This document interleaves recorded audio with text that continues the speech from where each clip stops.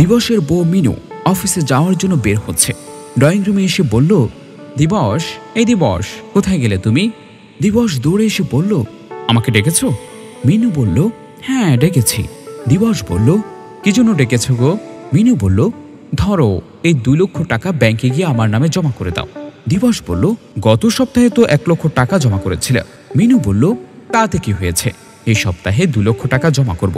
দিবস বলল, লক্ষ্মীটি আমার, পকেট খরচের জন্য কিছু টাকা দাও না। মিনু বলল, গত সপ্তাহে না তোমাকে 10,000 টাকা দিয়েছিলাম। দিবস বলল, ওই 10,000 টাকা বন্ধু বান্ধবকে চা খাওয়াতে গিয়ে শেষ হয়ে গিয়েছে।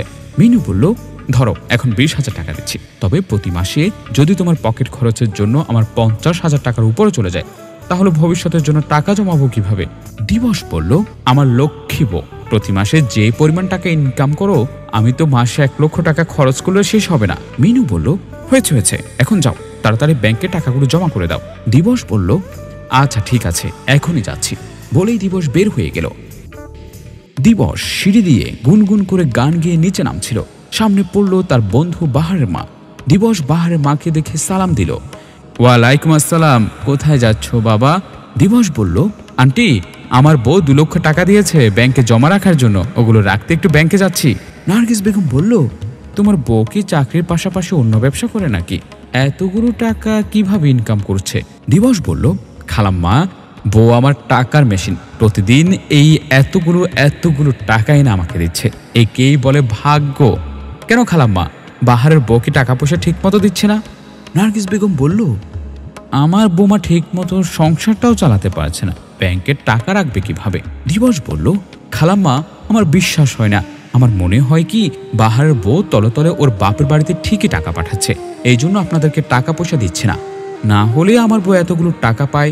যেমন এই মাসেও আমি গ্রামের বাড়িতে 3 বিঘা জায়গা কিনেছি, আবার গ্রামের মাটির ঘরটা ফাঁকা করার জন্য টাকা পাঠিয়েছে। তাহলে বাহারের বউ ঠিক মতো সংসার চালাতে পারবে না কেন? নার্গিস বেগম মনটা খারাপ করে বলল, কি জানে বাপু, তুমি যা বলছো হয়তোবা সেটাই সঠিক। দিবস বলল, খালাম্মা, বাহার কই? নার্গিস বেগম বলল, সে তো বাজারে গেছে বাজার সদাই করতে।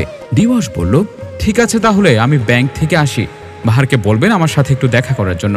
ভাবছি আমার কিছু পুরনো পোশাক রয়েছে যেগুলো আমি এখন পরি না, ওগুলো বাহারকে দিয়ে দিব, কারণ বাহারের চাকরিটা চলে গেছে। নার্গিস বেগম বলল, তোমার ব্যবহৃত শার্ট বাহার পরবে কেন? দিবস বলল, খালাম্মা, মাইন্ড করছেন কেন? আমিও তো বেশি দিন পরিনি, ধরেন 1 সপ্তাহ 10 দিন পরে শার্টগুলো আর পরি না, বাসায় ফেলে রাখি। ভাবলাম বাহারের চাকরিটা যাওয়ার পর বাহার কষ্টে আছে, তাই ওকে আমার শার্টগুলো দেওয়ার কথা ভাবছিলাম, থাক, না নিলে কোনো ফকির মিসকিনকে দিয়ে দিব। আসি খালাম্মা, সালামু আলাইকুম। দিবস সালাম দিয়ে চলে গেল। নার্গিস বেগম মন খারাপ করে রুমের ভেতর ঢুকে গেল। বাহার বাজারে ব্যাগ নিয়ে সিঁড়ি দিয়ে উঠছিল, এমন সময় উপর থেকে নামছিল তার বন্ধু দিবস। বাহারকে দেখে দিবস বলল, কিরে দোস্ত, কি বাজার করেছিস? বাহার বলল, বেশি কিছু না, বাজার করতে পারিনি কারণ সামান্য টাকা নিয়ে বাজারে গিয়েছিলাম, অল্প শুটকি মাছ নিয়েছি, আর কিছু কাঁচা বাজার। দিবস বলল, গরু গোশতের কালা ভুনা, খাসির মাংস, ইলিশ মাছ, এগুলো খেতে খেতে শরীরে অ্যালার্জি এসে গেছে। তুই এক কাজ করিস, বিকেলবেলা আমার বাসায় চলে আসিস, তোকে 2 কেজি গরুর গোশত এবং একটা ইলিশ মাছ দিয়ে দিব। বাহার বলল, এতগুলো গরুর গোশত, ইলিশ মাছ তুই কই পেলি? দিবস বলল, কি যে বলিস দোস্ত, তোর ভাবি অফিস থেকে প্রায় সময় গরুর গোশত, ইলিশ মাছ নিয়ে আসেন। বাহার বলল, ওদের অফিসে কি গরুর গোশত আর ইলিশ মাছ সাপ্লাই করে নাকি? দিবস বলল, আর গাধা, না, সম্ভবত আমার বউকে কেউ এগুলো ঘোষ দেয়, কারণ আমার বউ অফিসার তো তাই। বাহার বলল, তুই হয়তোবা ভুলে যাচ্ছিস, তোর বউ যে অফিসে চাকরি করে, আমার বউ একই অফিসে একই পোস্টে চাকরি করে। দিবস বলল, হ্যাঁ, কেন, তোর বউ আনে না? বাহার বলল, বেতনটাই ঠিক মতো আনতে পারে না, আবার গরুর গোশত, ইলিশ মাছ আনবে? দিবস বলল, দোস্ত, এক কাজ করিস, তুই বিকেলে আমার বাসার দিকে আসিস, তোকে কিছু পুরনো কাপড় দেব। ভাবিস না আবার কাপড় চোপড়গুলো এত পুরনো না, আমি মনে করে একটা শার্ট 1 সপ্তাহের বেশি পরি না, ওগুলো তোকে দিয়ে দেব, কারণ তোর তো চাকরি নেই, আবার তোর বউ আমার বউয়ের মতো অতটা চালাকো না যে বেশি টাকা ইনকাম করবে। বাহার বলল, আমার মনে হচ্ছে অন্য কোনো বিষয় আছে। দিবস বলল, এই কথাটি আমি তোকে বলতে চেয়েছিলাম, মনে হচ্ছে তোর বউ তোর শ্বশুর বাড়িতে টাকা পয়সা পাঠিয়ে দেয়, একটু ভালো করে খবর নিয়ে দেখ। হ্যাঁ রে দোস্ত, আমার আবার ব্যাংক বন্ধ হয়ে যাবে। বাহার বলল, ব্যাংকে যাচ্ছিস কেন? দিবস বলল, আমার বউ 2 লক্ষ টাকা দিয়েছে ব্যাংকে জমা করার জন্য, যাই রে দোস্ত, বলে দিবস চলে গেল। বাহার মজুমদারের মা নার্গিস বেগম সোফার উপর বসে বসে তসবিহ গুনছে। বাহার বাজার নিয়ে দরজায় এসে টোকা দিতে বাহার মা দরজা খুলে দিল। নার্গিস বেগম বাহারকে জিজ্ঞেস করলো, বাবা আমার জন্য ওষুধ এনেছিস? বাহার বলল, মা অল্প টাকা নিয়ে বাজারে গিয়েছিলাম।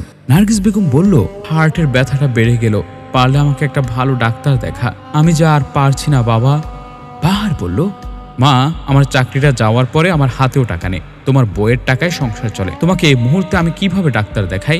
নার্গিস বেগম বলল, একটু আগে দেখলাম তোর বন্ধু দিবস ব্যাংকে যাচ্ছে 2 লক্ষ টাকা রাখার জন্য।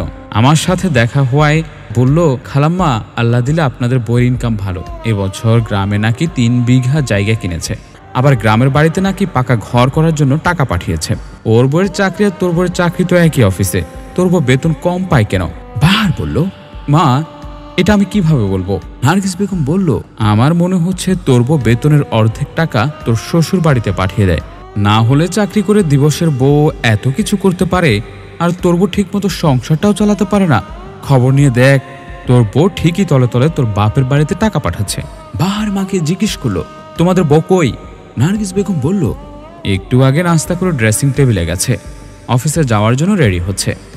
বাহার বাজারের ব্যাগটা মায়ের হাতে দিয়ে ড্রেসিং টেবিলের দিকে গেল। নদী অফিসে যাওয়ার জন্য রেডি হচ্ছিল। বাহার এসে নদীকে বলল, আমার চাকরিটা চলে যাওয়াতে আমার হাতে কোনো টাকা পয়সা নেই, মার নাকি অনেক অসুখ, তুমি পারলে মাকে চিকিৎসা করানোর জন্য 1000-2 টাকা মায়ের হাতে দিও। নদী বলল, মাসের মধ্যখানে আমার হাতে টাকা নেই। বাহার বলল, তোমার হাতে টাকা নেই মানে? তোমাদের একই অফিসে চাকরি করা আমার বন্ধু দিবসের ওয়াইফ, তোমার চাকরির পজিশন এবং দিবসের